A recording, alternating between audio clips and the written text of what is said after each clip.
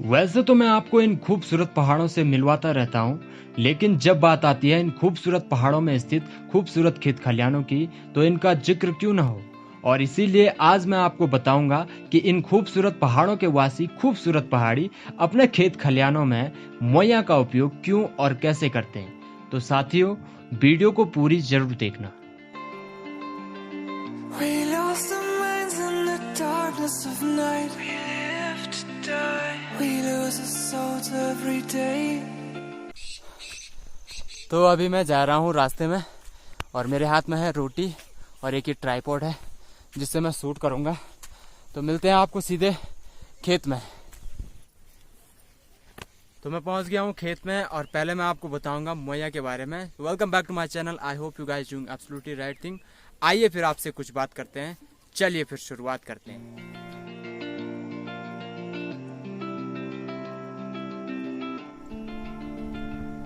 तो इस चीज़ को बोलते हैं हमारे गढ़वाली में, हमारी पहाड़ी में ट्रेडिशनल नाम है इसका मोया। मोया बोलते हैं। और ये है, इस पे एक लाट है, इसको लाटी बोलते हैं। और दूसरा इस पे रहती है ये दो रस्सियाँ। इन दो रस्सियों को हम लगाते हैं कंधे पे। आगे बताऊंगा मैं आपको कैसे लगाएंगे।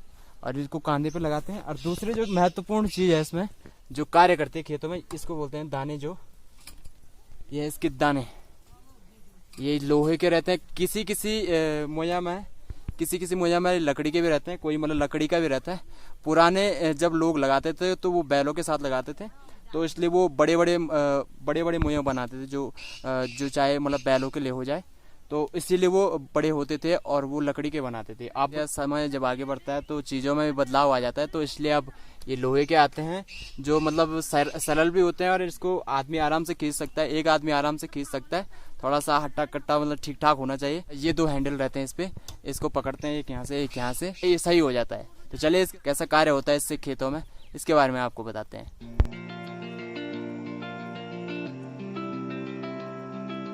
ये एक रस्सी रहती है, इसको लगाते हैं हम एक इस कांधे पे, दाएं कांधे पे, और एक बाएं कांधे पे।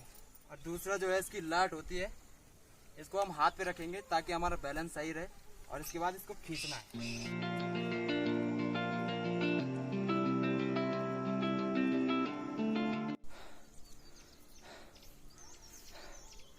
वैसे आसान तो नहीं है ये, लेकिन मुश्किल भी नहीं है।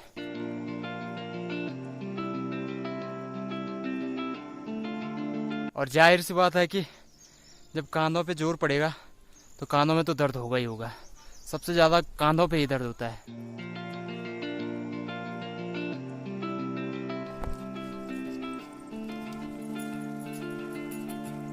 क्योंकि दो रस्सी लगाई रहती है, एक इस पे दाएं बाएं। ये पहाड़ के सुप्रसिद्ध कार्यों में से एक कार्य है जिसको हम मोया लगाना बोलते हैं।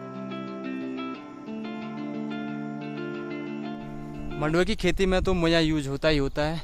और इसके अलावा धान की खेती हो गई, और रामदाना हो गया जिसको चौलाई बोलते हैं हम, और एक झंगोरा हो गया। इनकी खेती के साथ भी हम मोया यूज करते हैं।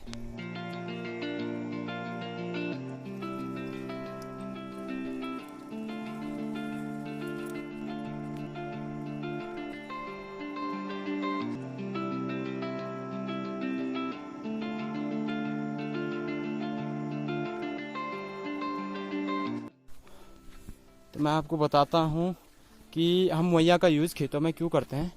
इसका कारण होता है, तो जैसे आपको ये दिख रहा है, ये हो गया, इसमें ये घास काम की नहीं रहती है, इस घास को निकालना होता है तो ये भी निकल जाती है। दूसरा, इसमें जो जैसे अनाज बोया रहता है, जो मंडवा है जैसे, तो ये बहुत ही घना हो जाता है। जब हम बोते हैं ये बहुत घना हो जाता है, तो इसको छांटा किया जाता है मोया के थ्रू। और छांटा करने के बाद इसके बाद उसकी गुड़ाई करते हैं, और गुड़ाई करने के बाद उसके बाद वो सही हो जाता है। इसको बोलते हैं हम कुदाल, ये तो सभी को पता होगा लगभग। और इसका यूज होता है उसके बाद जब हम एक बार मोया लगा देते हैं, उसके बाद जो छांटा करने के लिए जो लालौड़ होता है, जो ये घास नहीं चाहिए होती, उसको निकालते हैं हम। इसको खौड़ बोलते हैं हम पहाड़ी ट्रेडिशन में, और खरपतवार बोलते हैं हिंदी में। कृषि विज्ञान प्रैक्टिकली हम खेतों में जाके ही पढ़ते हैं। पढ़ाई हमने जो क्या बोलते हैं किताबों में पढ़ी थी, वो कुछ भी याद नहीं है, रबी की फसल, खरीफ की फसल, वो कुछ याद नहीं रहती है।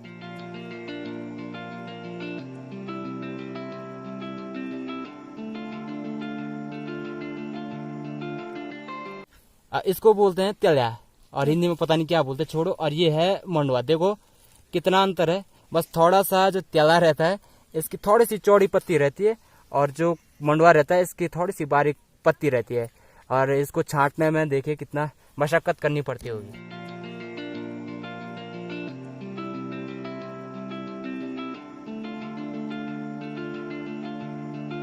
और सही से अगर इसके बारे में जितनी ऑडियंस यहाँ पे गढ़वाली या पहाड़ी है, और गढ़वाली या पहाड़ी में आपको सुनना है, तो मेरी माता श्री आपको बताएंगी। ये खड़ माने कबाड़ से बोलते लाल और बदन जीता है, तो वो उखड़ना हम मोया लोगों की है कि आधा ये माँ खड़ उखड़ दे, आधा ये माँ नाज उखड़ दे। क्या वन की जर खुला हुए जानो तब गुड़ाई का होता है, हम ते सरल वन जरा सस्त वन है। हाँ। तब गुड़ाई का हम ये कि नाजे जड़ जाले खूब फेले लिए नहीं तने जब जो कूद छे, जो कूद छो क्या अब वो खड़ आधा आधा आभार उड़ियन, फिर जब बड़ बोलू फिर हमने की गुड़ाई का। ठीक ठीक। एक बार तब वणियन खूब बड़ो तब निराई वणिये निराई अलग से बोली। हाँ निराई अलग घास कहानी मंगे बड़ बड़ के। ठीक। तो कुल मिला था ये जो अनाज थे फेलोन होता है, अते की जड़ जो जोड़ने से बड़े कन होता है ना।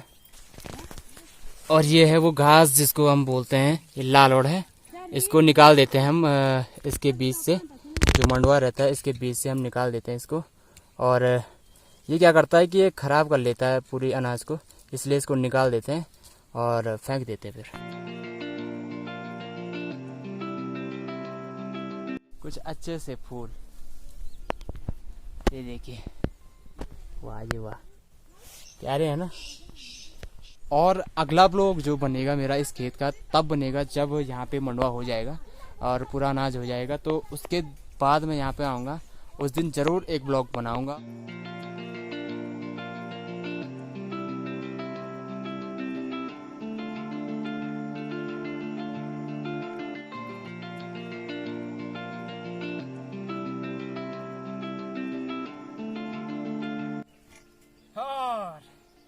जीत ली जंग, सक दिया भाई, आज का कार्य अभी समाप्त।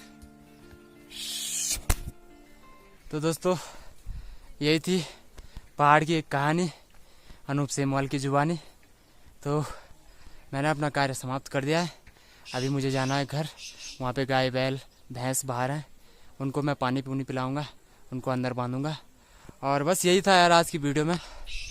और अगर आप लोगों को वीडियो अच्छी लगी होगी तो लाइक ज़रूर करना, वीडियो में कमेंट ज़रूर करना, और अपने दोस्तों के साथ शेयर ज़रूर करना।